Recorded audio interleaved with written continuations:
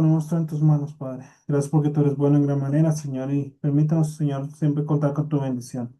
Tomamos esta noche en tus manos y la clase, Señor, que direccione, que el pastor pueda enseñarnos y también nosotros estar atentos a la clase. Gracias por este tiempo y ponemos desde ya el domingo también en tus manos. En Cristo Jesús hemos orado. Amén. Amén. Muy bien, mis amados hermanos. Hoy es nuestra segunda clase. Nosotros estamos con un curso que se llama Teología del Pacto. Yo no sé, nosotros tenemos estudiantes de bastante tiempo, de mucho tiempo y de poco tiempo. Entonces yo quiero preguntar a todos, para ustedes cuando se les dice Teología del Pacto, ¿qué es lo que estamos comprendiendo o entendiendo? Si me pueden ayudar, si pueden participar, por favor.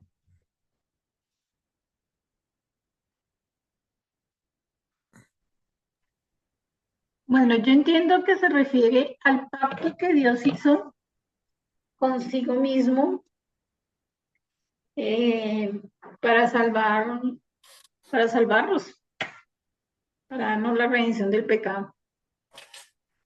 Muy bien, muy comprensible lo que nos estás diciendo, Alex. ¿Quién más?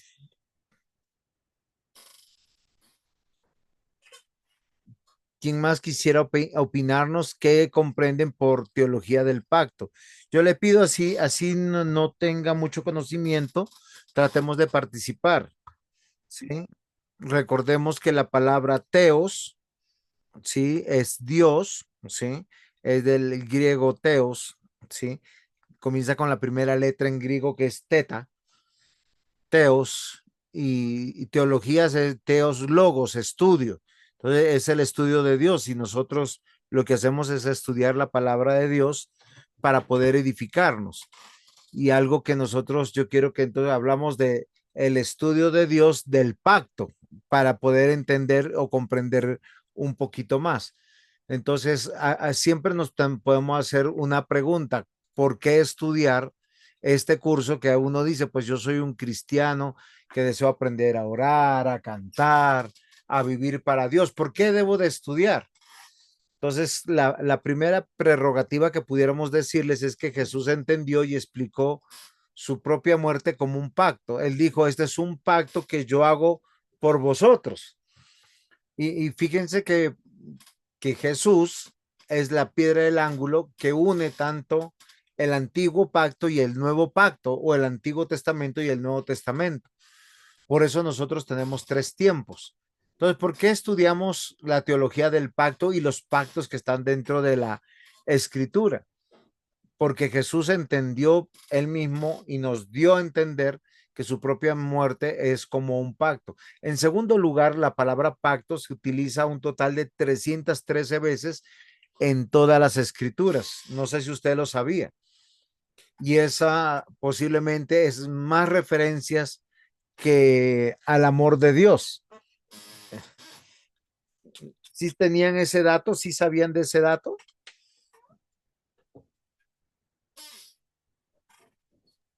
No sabía ese número 313. Muy bien, eso es muy interesante, ¿no? Entonces, para toda la escritura es muy importante porque solo tenemos, ¿cuántos libros de la Biblia tenemos? ¿Ustedes se acuerdan? 66. De los cuales 39 son del Antiguo Testamento y ¿cuántos son del Nuevo?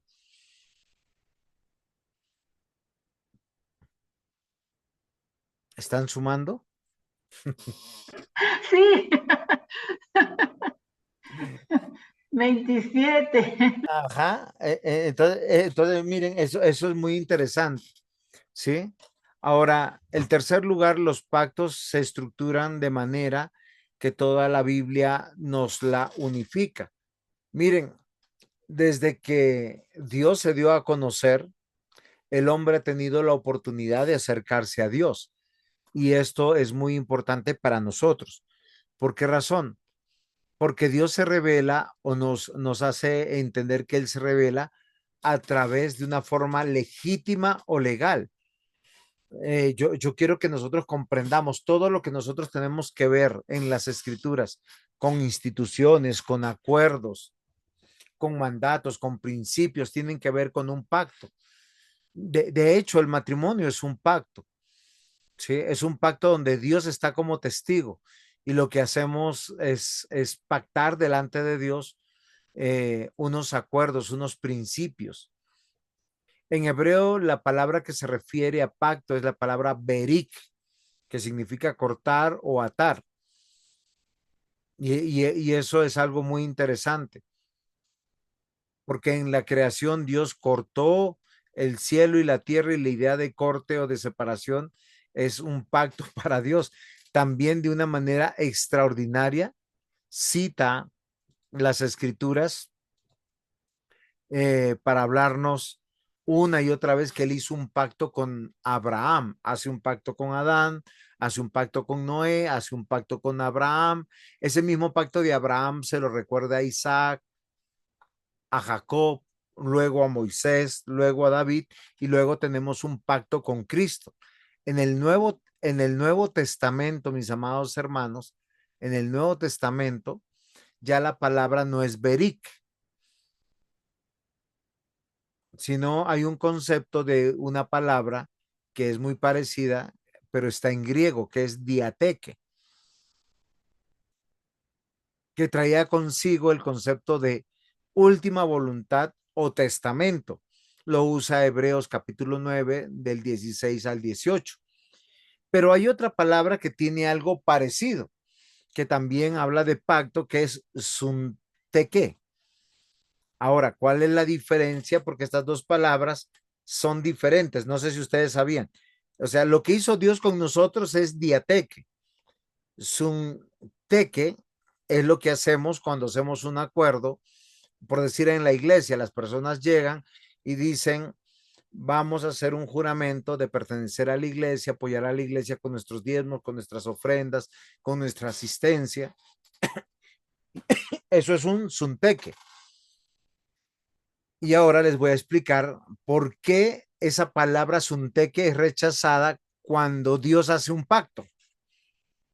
Los traductores en su lugar eligieron la palabra diateque para hacer hincapié en el carácter soberano de Dios cuando hace un pacto.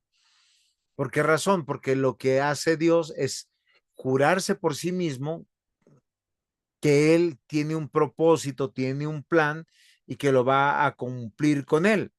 Y esta palabra griega, ¿sí? Se tradujo al latín como testamentum o un testamento.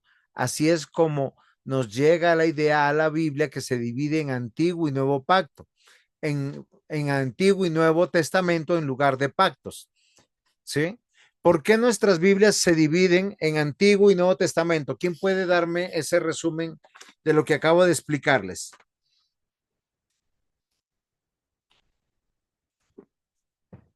Hello. Pues en el Antiguo Testamento se nos da la promesa de que vendrá un Mesías y ya en el Nuevo Testamento es ya el Mesías. Para mí esa es la gran diferencia. O sea, se cumple ese pacto que Dios hizo. Ajá. Pero debemos recordar algo importantísimo, lo que acabo de decirle. Dentro de las escrituras, como fue hecha en griego, hay dos palabras que se usan para pacto. Una es diateque y la otra es sunteque, ¿sí? Pero los traductores en su lugar usaron la palabra diateque. Yo quiero que escuchen bien lo que voy a decir en este momento, porque esta hace hincapié al carácter soberano de Ujú. Dios. Ahora, la palabra griega de diateque se tradujo del griego al latín como testamentum o un testamento. Es por eso que nosotros conocemos que la Biblia se divide en Antiguo Testamento y Nuevo Testamento en lugar de pacto. Pero recordemos que diateque, su traducción normal, natural, es pacto. ¿Por qué usamos la palabra testamento, Antiguo y Nuevo Testamento?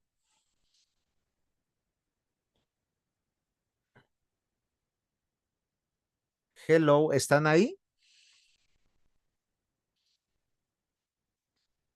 Explico nuevamente, porque cuando se tradujo del griego al latín, se usó la palabra diate que se tradujo como testamentum o un testamento, cuando debería haberse traducido pacto.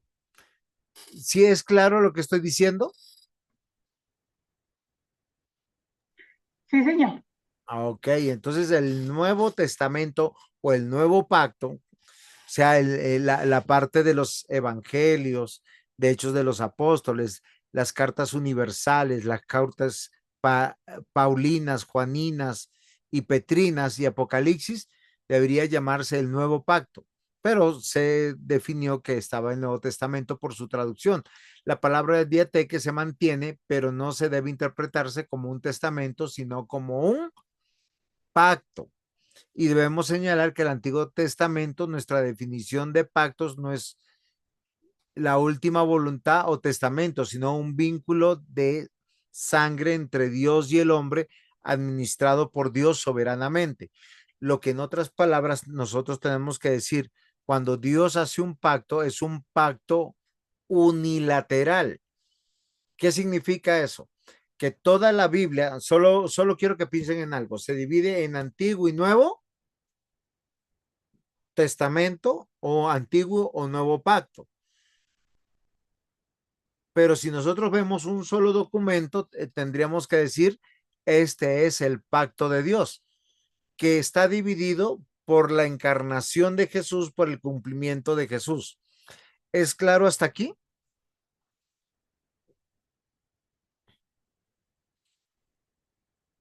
Sí, señor.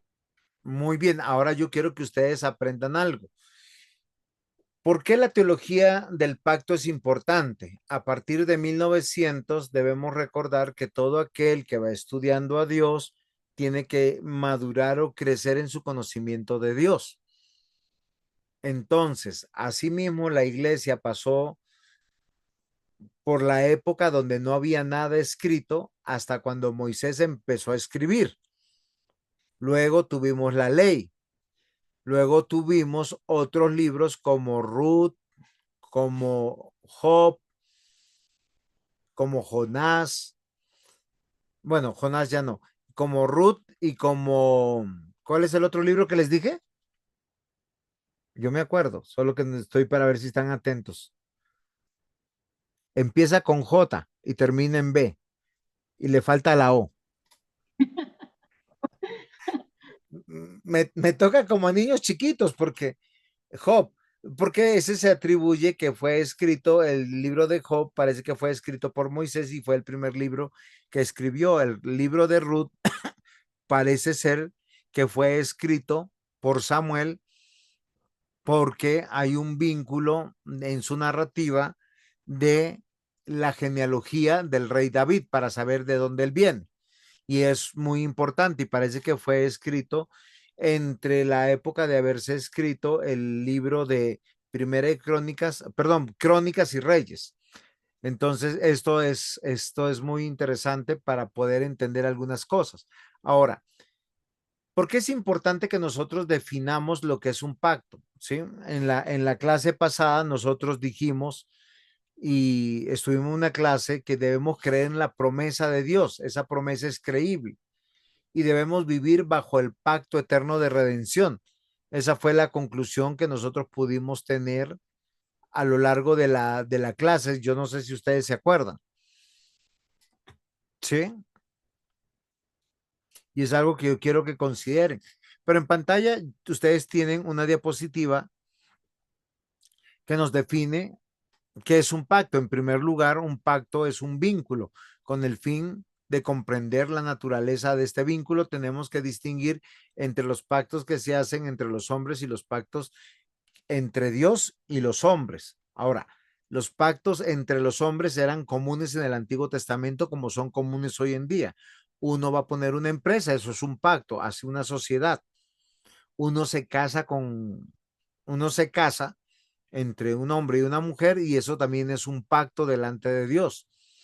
Uno hace pactos de amigos y de la misma manera, porque es un acuerdo mutuo entre partes y partes iguales. Y yo quiero que nosotros consideremos un poquito esto. ¿Por qué quiero yo definir esto? Para que nosotros podamos tener un buen entendimiento de las clases prácticas, de qué me sirve saber que Dios es un Dios de pacto, de qué me sirve saber que Dios ha hecho pactos con su pueblo, porque yo tengo que creerle esas promesas. El pacto todo está basado en la promesa de Cristo Jesús, la salvación y la vida eterna. Pero nosotros vemos a lo largo de la historia bíblica que han habido muchos pactos. Y en estos pactos de Dios con el hombre, Dios es soberano, Dios lo determina y miren lo interesante. Dios demanda del hombre obediencia, demanda de Dios que esté relacionado con él. Hay un vínculo donde si alguien no cumple, pues debería morir. Por eso Abraham se quedó dormido en Génesis 12. Si ustedes van y leen Génesis 12, Dios le dice que él hace un pacto con él, igual en 12, en Génesis 15 y Génesis 17. Él habla del pacto y el pacto tiene que ser verbalizado. ¿Qué quiere decir? Que tiene que ser público, que tiene que ser conocido. Es la promesa que Dios dio. ¿Y cómo se relaciona Dios? A través de términos legales de una promesa. ¿Es comprensible lo que estoy diciendo?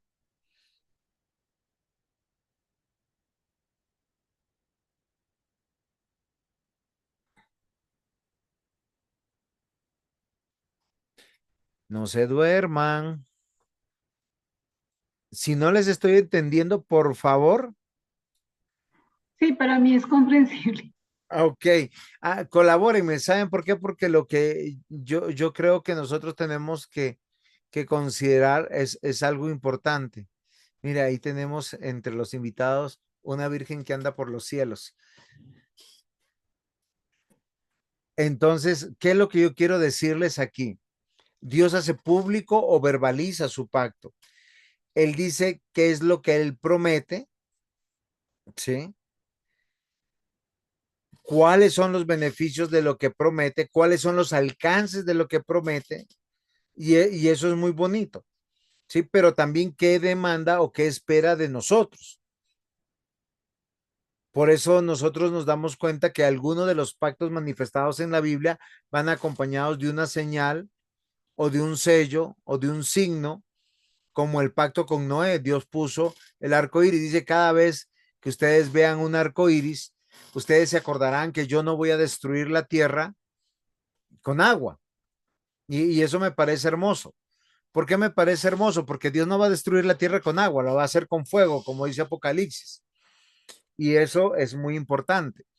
Con Abraham hace una señal de pertenencia. Dice: todo aquel que pertenezca a mi pacto será circuncidado.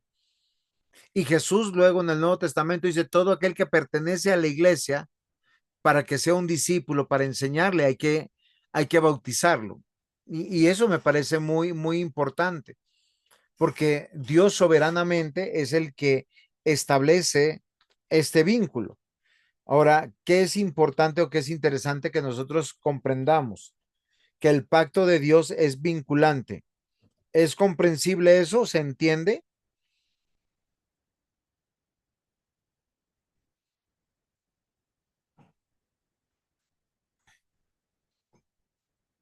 Sí, señor. Ok, ¿y qué entendió, diácono Sergio, ya que usted está ahí? Ayúdame, ¿qué entendió hasta aquí?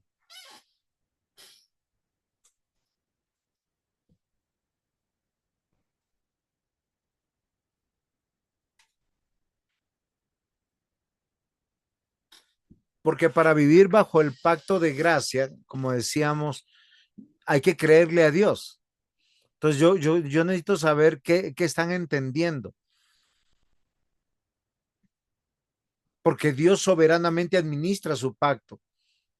Él crea un vínculo. ¿Cómo se relaciona por nosotros? Por el pacto. Y miren lo interesante que dijimos en el Antiguo Testamento. Si ustedes ven en mis manos, yo tengo una Biblia. Ese es el pacto de Dios público que él hizo. Acá están las condiciones, acá están los acuerdos de bendición, de maldición. Acá está la promesa de redención. Acá está la promesa de cielos nuevos, tierra nueva. Está también la promesa de estar vinculados con Dios.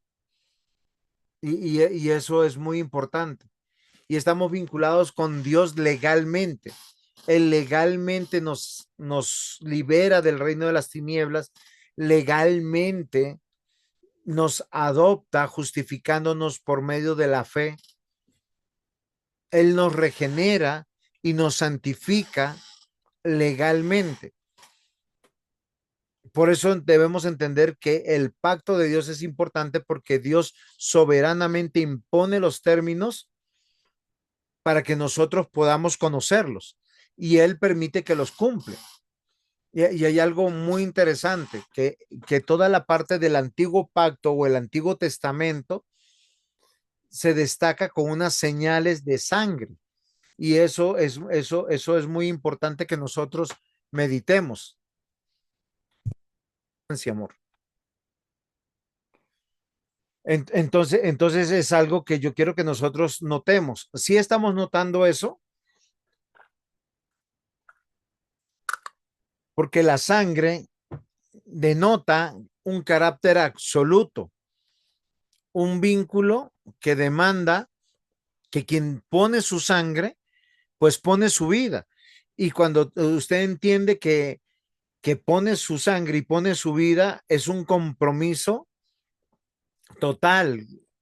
O sea, Dios está totalmente comprometido. Y en eso tenemos que confiar, en eso tenemos que creer. ¿Sí me están comprendiendo? Nosotros en los vínculos humanos, nosotros entendemos eso. Por eso nosotros tenemos que considerar que delante de Dios nuestros juramentos que le hacemos a Él tienen una valía muy importante. ¿Tienen preguntas hasta aquí o no tienen ninguna pregunta?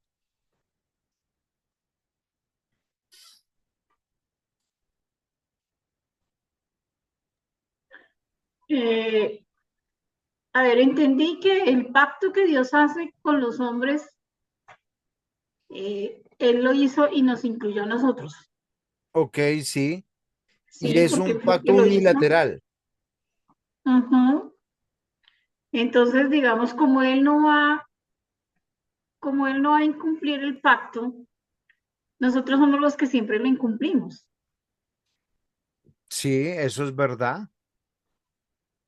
Y por eso es que hay consecuencias en nosotros. Por eso es que hay consecuencias en la humanidad.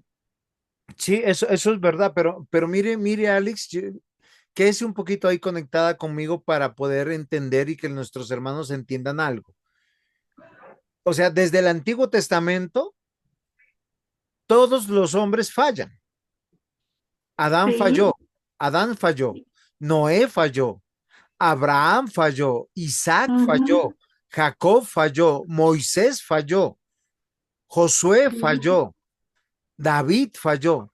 Sin embargo, el pacto de Dios con los hombres y sus Ujú. términos son absolutos. O sea, a pesar de los fallos del hombre, Dios determinó salvar a unos y dejar bajo su propia justicia a otros y por ende la condenación.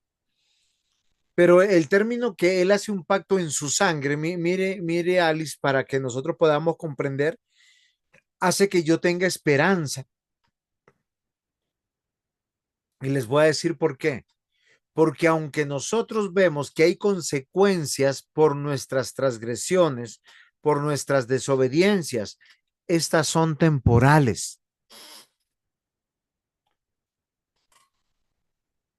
Solo meditemos en algo. Dios hizo un pacto con Adán y le dijo, si rompes mi pacto de comer del árbol, el día que de él comas, morirás. ¿Y qué pasó? Pues que él comió del árbol y pues tuvo sus consecuencias, porque hubo una muerte espiritual, pero Dios también da su... Sigue, estás bien, Alice. Sí, o sea, Dios también da la solución a ese quebranto de la ley que tuvo Adán. y es el Salvador. O sea, por eso tenemos esperanza. Mire, Alex y queridos hermanos que ustedes están escuchando la clase, la historia es mucho más bonita. Algunos hablan del pacto de obras, ese pacto con Adán. Otros lo titulan como el pacto de la creación. Obviamente que las dos maneras como se interpreten son parte de un solo pacto, pero la historia es muy bonita. ¿Por qué es bonita? Porque Adán y Eva, los dos pecaron y posiblemente ellos pensaron en desafiar a Dios y no pensaron posiblemente en las consecuencias, o si pensaron en las consecuencias, nada les importó.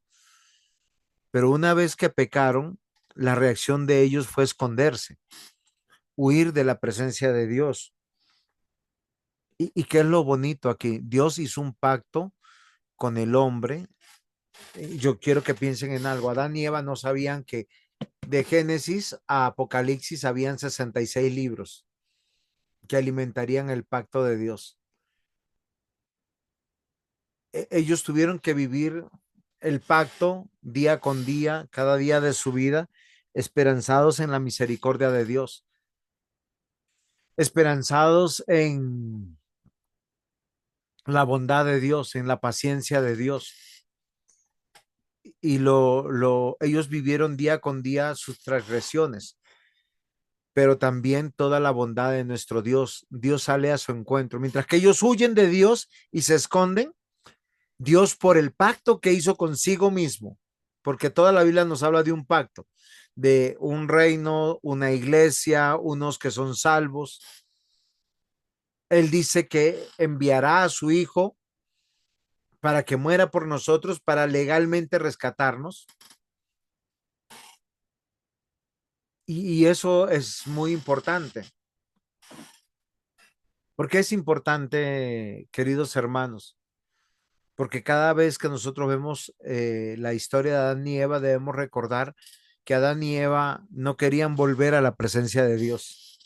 Es como el cristiano que peca, lo primero que dice, yo me voy de la iglesia, no quiero seguir, no quiero orar.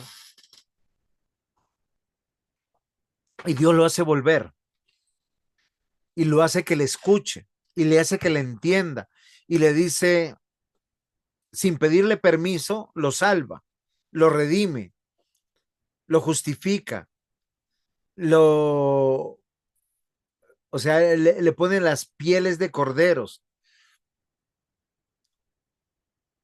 y les permite vivir la salvación.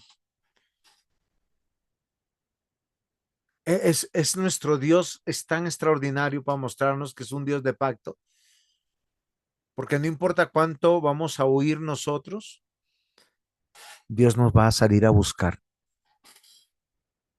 No importa qué tan horrible sea tu pecado, Dios te va a llevar al arrepentimiento. Y aunque ellos viven el resultado de su desobediencia, o sea, las consecuencias. ¿Cuáles fueron las consecuencias de Adán y de Eva? Que ya no podían hablar con Dios directamente todos los días como siempre, no estaban en el jardín del Edén. Todo lo contrario, lo que nosotros nos damos cuenta es que fueron echados del jardín del Edén y las condiciones de sufrimiento vienen a la vida. Pasa hoy en día pasa exactamente lo mismo. Es vital entender que la única forma en que Dios trata con el hombre es a través de su pacto, en medio de los pactos. La Biblia habla de varias épocas donde los pactos son diferentes y se retroalimentan, o sea, cada vez más tenemos más información de Dios, más información del plan de Dios, más información del reino de Dios, más información de lo que nos espera en la eternidad, porque Dios estableció los términos. ¿No te parece maravilloso, Alex? ¿Lo habías visto de esa manera? No, no, señor, de esa manera no lo había visto. Por eso es importante leer la Biblia como una unidad. Una ilustración en la Biblia de los pactos es el matrimonio. El matrimonio es una ilustración bíblica clara y fundamental del pacto en las escrituras a través de ambos testamentos o pactos, Antiguo Testamento, Nuevo Testamento, Antiguo Pacto, Nuevo Pacto, la Biblia. Dios dice que está casado con la nación que va a salvar. No estoy hablando de la nación de Israel, estoy hablando de la nación donde Adán es parte, Noé es parte, Abraham es parte, Isaac, Jacob, los hijos de Jacob son parte.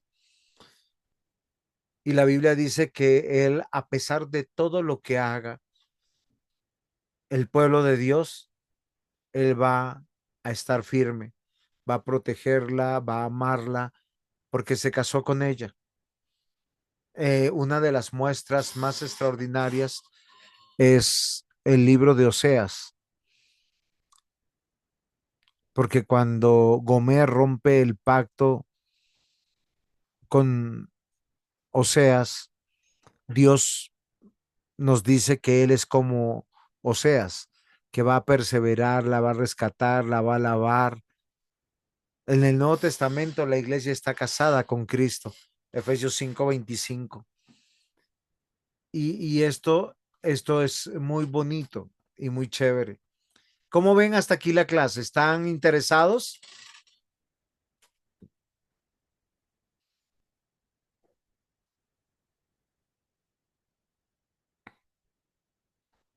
Si están ahí, están conectaditos.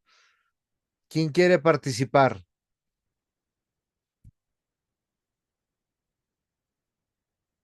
¿Qué pasó? Pero yo aún me pregunto cómo, o sea, yo entiendo que el Señor sus pactos, Él los sostiene y como decía el hermano, nosotros somos los que los incumplimos.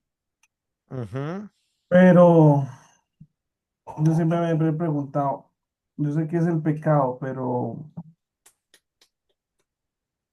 ¿cómo Dios confía su pacto sabiendo que nosotros lo vamos a defraudar? O sea, porque Dios día a día, uno siempre ora al Señor pidiendo que le ayude a cumplir, que camine, pero uno sabe que es frágil, que va a quedar mal, ¿no?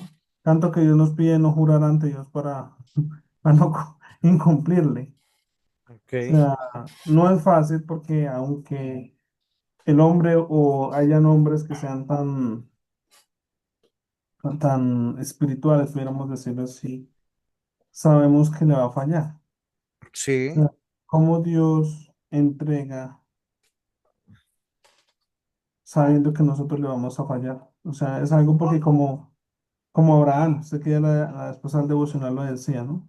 Y Abraham confió en el Señor y no lo movió. Pero uno sabiendo el pacto de Dios, sabiendo que ir a la iglesia, eh, más que un mandamiento, sabemos que Dios nos bendice, ¿sí? Sabiendo que debemos dar todo, uno duda, ¿sí? Porque Dios lo bendice a uno, Dios guarda sus pactos, así es la salvación.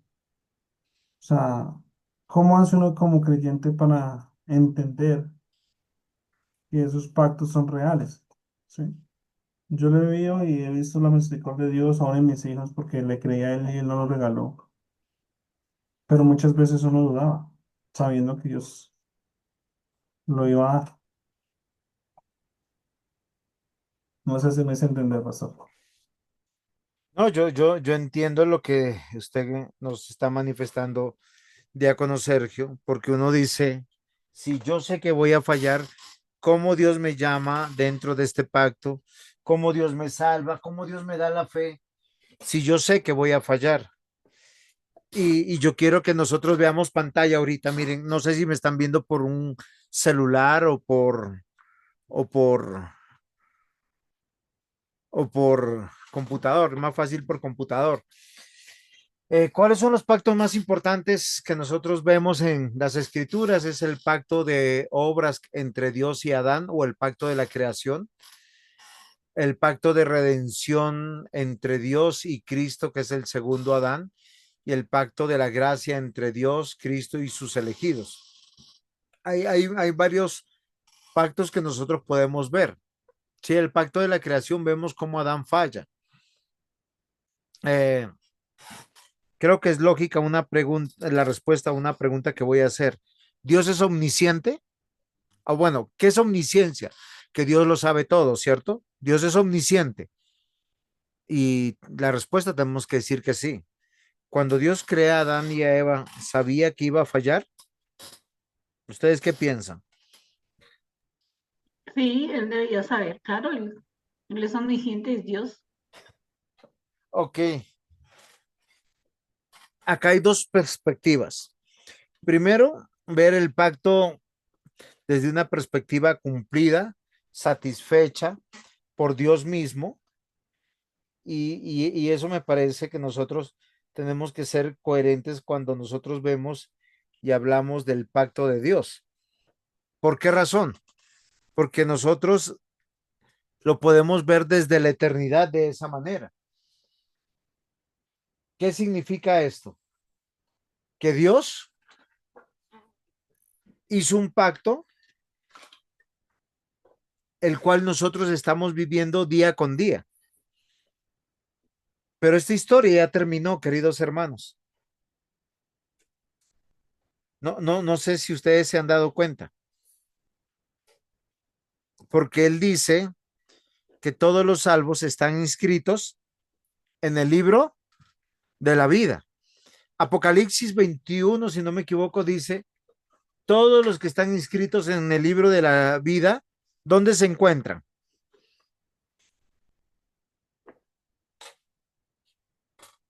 Hello, ¿dónde se encuentran todos los inscritos en el libro de la vida? La eternidad ya, ¿no? Ok, en la eternidad. Ahora, ¿cuándo fue escrito el libro de la vida? Antes de la fundación del mundo. O sea, en la eternidad también. ¿Qué quiere decir? Que la historia ya terminó. ¿Cuál es mi esperanza? Yo voy a fallar y yo sé que voy a fallar. Yo veo que fallo, como Adán falló, pero yo sé que Dios no va a fallar. Uno, pero Adán vivió las consecuencias de su desobediencia. Abraham vivió las consecuencias de su desobediencia. Su salvación no se pierde, la eternidad no se pierde. Isaac también asumió las consecuencias de su desobediencia. Nosotros vemos la vida de Jacob y Jacob falló mucho a Dios. Dios le dio una esposa, pero él se enamoró de otra y él luchó por la otra y la mantuvo a la otra y se casó con la otra que era más joven, más bonita. ¿Y cuál murió primero? ¿Quién se acuerda?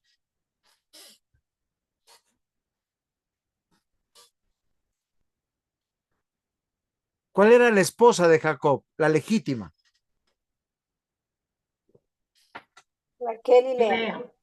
Lea. Lea. No. Usted no me puede decir Raquel y Lea porque solo tiene una Lea. esposa, todo cristiano. Lea. Lea. Muy bien, pero Jacob estaba interesado, enamorado de Raquel. La Biblia dice porque era hermosa. Él no le importó trabajar 7 años más, 22 años. Dios le da dos hijos con Raquel y Raquel muere joven. Y el resto de su vida él llora a Raquel y ama a sus hijos con Raquel más que a sus otros hijos. Y eso también es en detrimento de él. Pero ¿por qué yo les estoy hablando de esto? Porque Dios hizo un pacto con los suyos y nuestra salvación no se pierde. Pero las consecuencias de nuestras rebeliones traen dolor, turbación, hasta enfermedad a nuestras vidas. Yo quiero que nosotros consideremos algo que es bonito dentro del pacto que Dios hace con nosotros. Y es algo que nosotros tenemos que considerar hoy. Y lo que yo quiero que ustedes consideren hoy es, de acuerdo a la segunda clase que tenemos, es aprender a vivir agradecidos. algo que nosotros no hemos aprendido a hacer. Pastor, o sea, es decir, aprender a ir agradecido. O sea, uno, para yo ser agradecido, tengo que vivir una experiencia. O sea, uno, yo lo relaciono. Para yo creer en este pacto, tengo que vivir la experiencia de poder esperar. Y para ello yo tengo que día a día vivir cada cosa. ¿Sí? O sea, orar, permanecer. Creer es para eso, ¿no? Vivir la experiencia ante Dios. Porque de la noche a la mañana no es fácil. Creo que no es fácil, ¿sí? Solo que Dios llena esos vacíos y así uno aprende a creer, a esperar, a orar. Y veo uno como Dios obra en su misericordia. Lo comprendo así. Ok, yo te voy a responder con un pasaje bíblico. Tú me dices, tengo que experimentar primero para yo conocer a Dios. Juan capítulo 20, versículos 24 al 29. Tomás, uno de los 12, llamado Dídimo, que no estaba con ellos cuando Jesús vino, le dijeron pues los otros discípulos, al Señor hemos visto. Y él les dijo, si no viere en sus manos la señal de los clavos y metiere mi dedo en el lugar de los clavos y metiere mi mano en su costado, no creeré. 8 días después estaba otra vez sus discípulos dentro y con ellos Tomás. Llegó Jesús estando las puertas cerradas y se puso en medio y les dijo, paz a vosotros. Luego dijo a Tomás, pon aquí tu dedo y mira mis manos y acerca tu mano y métela en mi costado y no seas incrédulo, sino creyente. Entonces Tomás le respondió y le dijo, Señor mío y Dios mío. Y Jesús le dijo, por lo que me has visto, Tomás creíste. Bienaventurados los que no vieron y creyeron. Querido diácono Aldemar, y con esto a todos los que a veces preguntamos eso, es preferible no experimentar la experiencia y creerle a Dios por su promesa, porque Dios nos llama a creer. Y uno a veces se pregunta y dice, pastor, ¿y cómo tengo que creer yo? Sí, para que no me pase lo de Tomás. Y la Biblia también tiene un versículo donde nos dice cómo creer.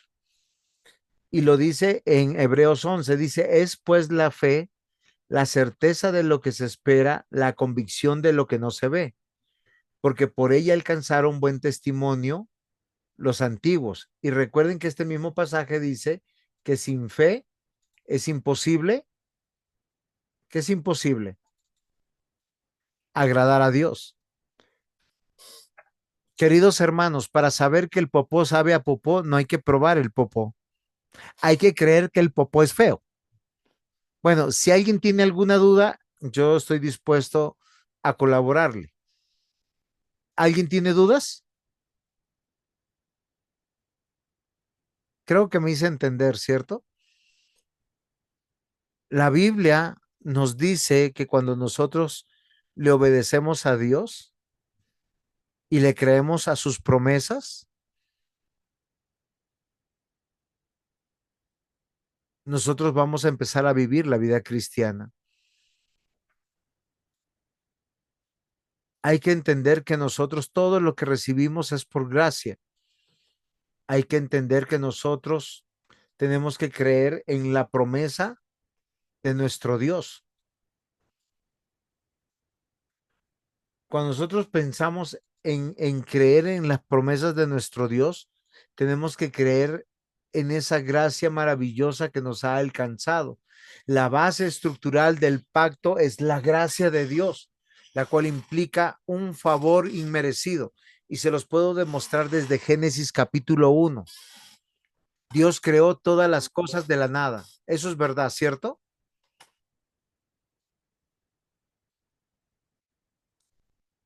Listo. Sí, señor.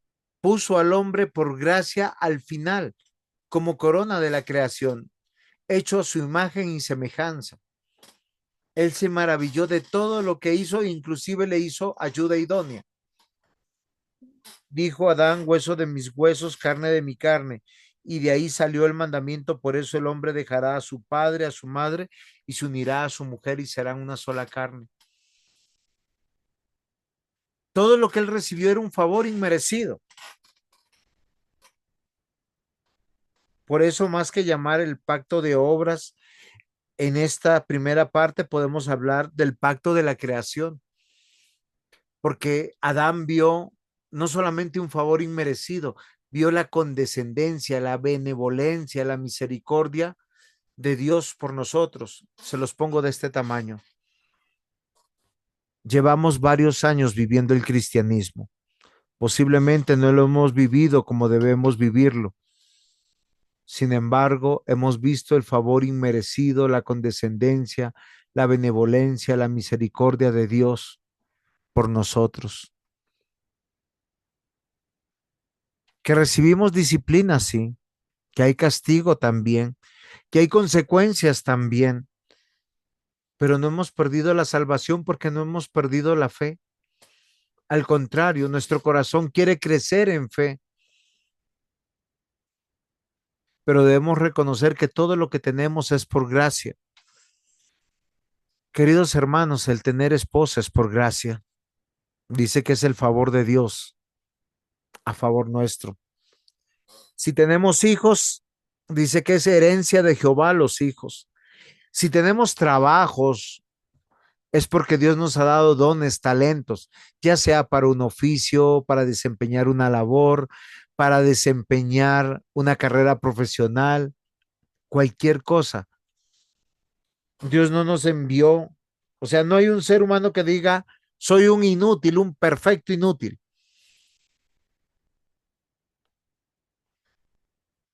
Hoy yo quiero que nosotros meditemos en eso.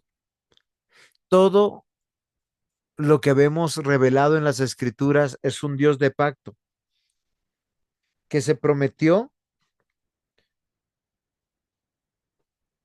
un pueblo para sí, un reino para sí, una iglesia para sí, una iglesia que crece en fe, una iglesia que crecerá en vivir para Dios, no solamente en el tiempo de la liturgia, porque uno diría, hay que disfrutar los cánticos, hay que disfrutar las oraciones, hay que disfrutar, dar con generosidad. A veces olvidamos que solo somos mayordomos. Yo quiero que nosotros miremos con claridad. Dios dio lo más precioso que tenía. De tal manera amó Dios al mundo que envió a su unigénito Hijo para que el que en él crea no se pierda, mas tenga vida eterna. Su programa de redención expresa su carácter de amor, de gracia, de bondad, de benevolencia. Y Él nos llama y nos dice, miren, cada vez que hablamos de un pacto, hablamos también de la libertad del hombre de obedecer o desobedecer a Dios. Pero todos los que obedecen a Dios y se resisten al deseo de la carne, siempre encuentran en ese camino de obediencia la bendición de Dios. La gracia demandada por Dios Padre con su relación con su Hijo era satisfacer su honor, y Jesús murió con el beneplácito que estaba haciendo la voluntad del Padre. ¿Es así o no es así? ¿Cómo vamos?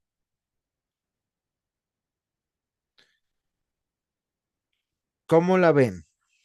¿Preguntas hasta aquí? No, pastor, o sea, es impresionante, vuelvo, le digo, cómo el Señor le da la mano una vez, otra vez, y lo lleva con él. Ajá. ¿Y sabes qué me sorprende más, diácono Sergio? Que nosotros seamos tan torpes, porque vemos la misericordia de Dios. Estamos vivos primero, tenemos la oportunidad de arrepentirnos, pero a veces seguimos pensando en pecar. Dios nos bendice sosteniéndonos en nuestro hogar, a nuestros hijos, nuestra iglesia, nuestros trabajos, nuestra propia vida. Y a veces nosotros olvidamos de vivir bajo la gracia de Dios.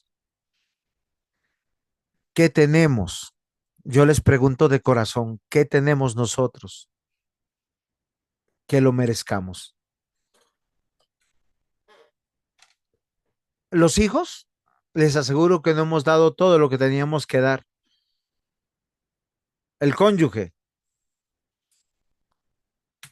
a veces no, mejor ni opinemos. La iglesia, ¿cuántos nosotros nos preocupamos y trabajamos por la iglesia? ¿Cuántos estamos diciendo este año los desafíos de la iglesia son estos, vamos a...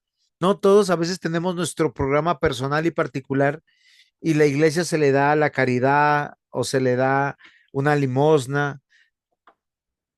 Todos tienen derechos a soñar, a ganar más. El único que no tiene derecho a ganar más o a soñar con ganar más es el pastor, por decir. Y no es una queja, sino lo estoy diciendo para que podamos entender. ¿Qué tenemos que lo merezcamos? Nada. Todo lo hemos recibido por gracia, la salvación, nuestra vida, nuestros dones.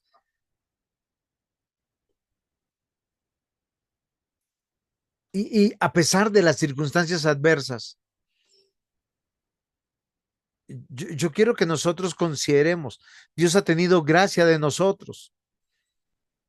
O sea, la gracia no es para los ángeles, no es para los demonios, no son para los perritos. Queridos hermanos, los perritos no van al cielo, los gaticos tampoco. Es por gracia porque Dios hizo un pacto consigo mismo de derramar su misericordia, su paciencia, su amor sobre algunos seres humanos a los cuales convence, les da la fe y ellos experimentan el poder de Dios para vivir bajo su pacto hasta el día de Jesucristo. ¿Ustedes saben qué día es ese? ¿Quién me ayuda?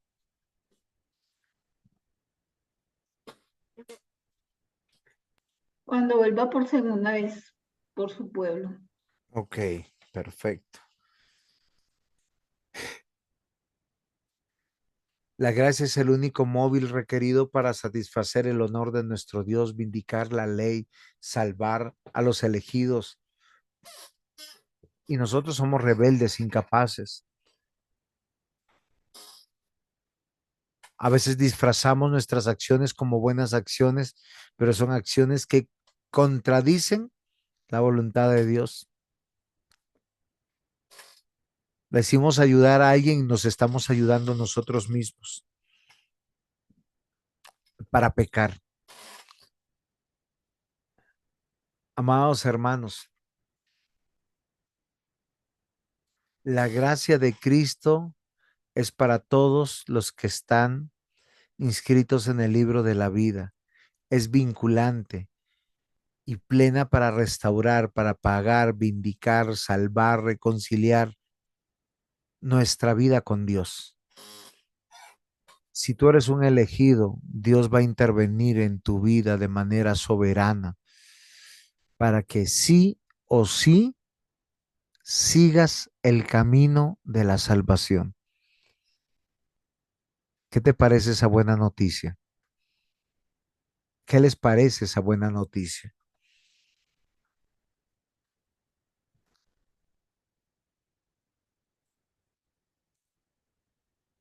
Porque se quedaron callados. Amén, pastor, amén. Así es. Ese es nuestro móvil de estar en la iglesia. Cada día de nuestra vida. ¿Por qué no hemos abandonado la iglesia? ¿Por qué no hemos abandonado la fe a pesar de nuestras luchas, dificultades, adversidades, tentaciones, pecados? Porque Dios ha perseverado en nosotros para que confiemos, para esperar la venida del Señor y nos arrepentimos y le pedimos perdón a Dios y sufrimos y nos angustiamos y no sabemos qué hacer, pero al final vemos la gracia de nuestro Dios, esa gracia de Dios que es en Cristo Jesús, esa gracia de Dios que nos hace recordar que Cristo murió por nosotros, esa gracia de Dios que sabemos que solo Dios nos puede cambiar, transformar y enderezar el camino. Juan 8:32, conoceréis la verdad y la verdad os hará libres. Yo les pregunto, ¿conocen el pacto de Dios con Dios, donde hay beneficiarios y somos los que estamos dentro del reino de Dios? ¿Conocen esa verdad?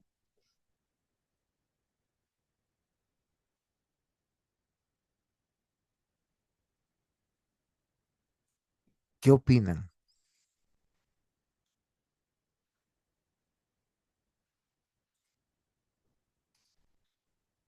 Este texto es uno de los textos más hermosos que tenemos, Efesios 2:8, porque por gracia habéis sido salvados por medio de la fe, y esto no de vosotros, sino que es un don de Dios. El versículo 9 dice, no por obras, para que nadie se gloríe, porque no hemos abandonado la iglesia, porque no hemos salido corriendo para negar nuestra fe, para hacer nuestra voluntad, porque Dios no nos ha dejado. Así es sencillo, porque Dios ha hecho que nos descubrieran o nos ha hecho arrepentirnos antes de que nos descubrieran o ha obrado de manera extraordinaria para que todo lo que nos estorbara fue quitado y la gracia es la mediación para entender, disfrutar y esperar en la plenitud del reino pactual. O sea, Dios hizo un pacto consigo mismo de salvar personas, personas que tienen libertad de hacer y a veces hacen como no deben de hacer y aunque hagan lo que no deben de hacer, Dios hace lo que tiene que hacer para hacer lo que se debe de hacer para que estemos en el camino del Señor. No sé si se entendió o no, pero me entendieron.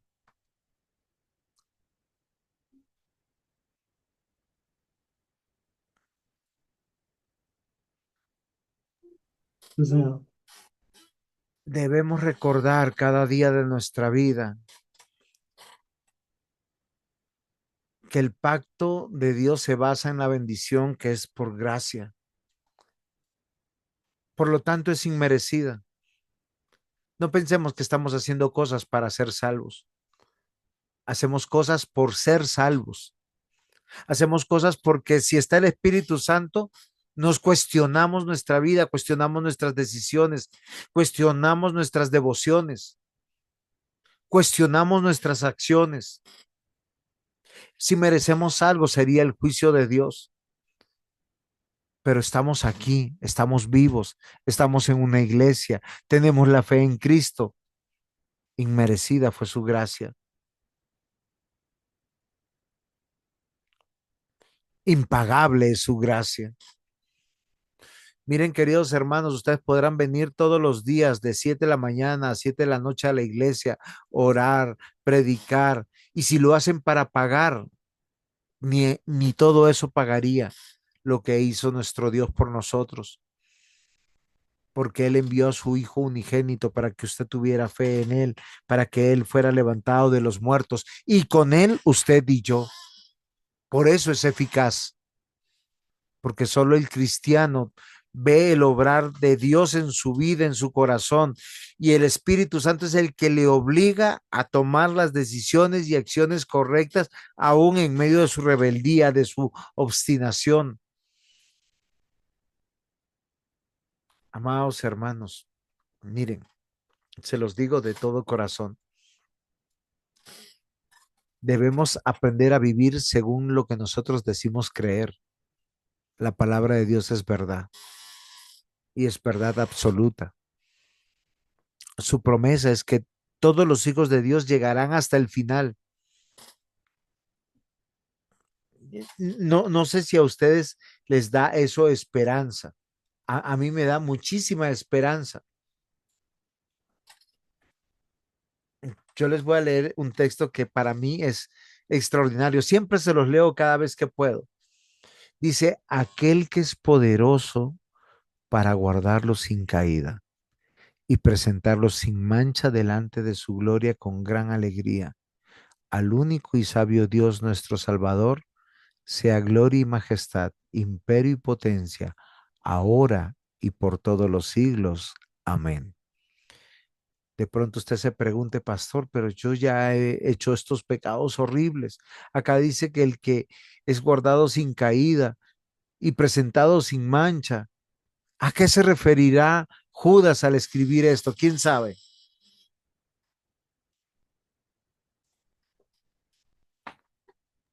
A Jesucristo, ¿Y cómo? ¿Cómo Alex está hablándonos de Cristo ahí? pues porque Él fue el que fue presentado y sin mancha. No, no, no, no. Mira, acá dice el texto, aquel que es poderoso para guardarnos. O sea, hay uno Ah, que nos guarda sin caída y sí. presentarnos. Nos presenta a quién, a nosotros. No se presenta a él, nos presenta a nosotros. ¿Cómo nos presenta? Sin mancha delante de su gloria, con gran alegría. Yo le hago la explicación para que comprendamos, Alice. Es Cristo que nos va a presentar delante del Padre en el juicio del trono blanco. Y Jesús va a decir, yo pagué por ti. Nosotros le dimos nuestro pecado, Él nos dio su justicia. Por eso Él con gran alegría dice, Padre, todos los que tú me has dado, ni uno solo se ha perdido. Aquí están. ¿Quiénes son? Los inscritos en el libro de la vida.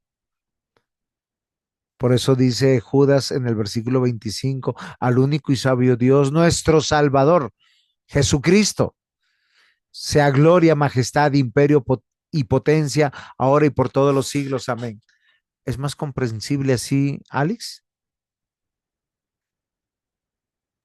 Sí, sí, señor. Cuando le vuelvan a preguntar sobre ese texto, ya sabe qué decir. Queridos hermanos, su verdad es absoluta, su promesa es eterna, su Hijo cumplió todo lo necesario y su pueblo, nosotros, los que creemos en Jesús, somos bendecidos. ¿Qué les digo? La vida mortal es la vida mortal. Tú estás llamado a vivir bajo el pacto de Dios. Y los que viven bajo el pacto de Dios no viven en el mundo, viven bajo la promesa. Yo vivo por gracia, es su confesión. Quien vive por gracia es un creyente, un beneficiario del pacto, amigo de Dios, profeta, heraldo de la verdad. Los otros confían en sus obras, en sus ofrendas, en sus intenciones, viven a su manera, confían en sus obras y al confiar en sus obras niegan el pacto, afrentan a Dios, pelean con Dios y viven en una mentira. Muy bien, mis amados hermanos. ¿Cómo vieron la clase de hoy?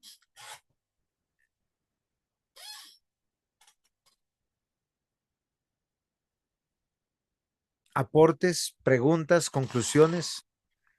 Muy, muy interesante y se aclaran muchas cosas que uno cree haber comprendido ya a la perfección, pero no, cada vez se aclaran más. El Señor dijo, y yo los traje a la luz, no a la oscuridad. Pero Alex, despídenos en oración, porque aquí nuestros hermanos están bastante calladitos. Amado Señor Dios Todopoderoso, damos gracias a ti, Señor, porque tu palabra es la que nos enseña, ella nos muestra, cada día nos limpia más y más de nuestra maldad, Señor. Gracias porque tú la iluminas y nos iluminas la mente para poder entender lo que allí está escrito, Señor. Gracias porque tú cada día das más claridad a nuestra mente para comprender quién eres tú y por qué dejaste escrita esa palabra, Señor. Ayúdanos a perseverar en ti, a perseverar en esa fe y a tener los ojos puestos en ti, Jesús. Que no nos desviemos a derecha ni a izquierda, Señor. Ayúdanos porque en estos cuerpos de pecado, Señor, muchas veces nos vemos muy tentados, pero tú siempre estás ahí, Señor. Tú eres el que nos llevas de tu mano poderosa, Señor. Gracias, Dios. En el nombre de Jesús, amén. Amén, amén. Mis hermanos, nos vemos dentro de 8 días. El Señor los bendiga. Que el amor del Padre, la gracia del Hijo, la guía, el consuelo del Espíritu Santo esté con ustedes. El Señor los bendiga. Gracias, Gracias, pastor. pastor. Bendiciones, hermanos. Gracias a todos.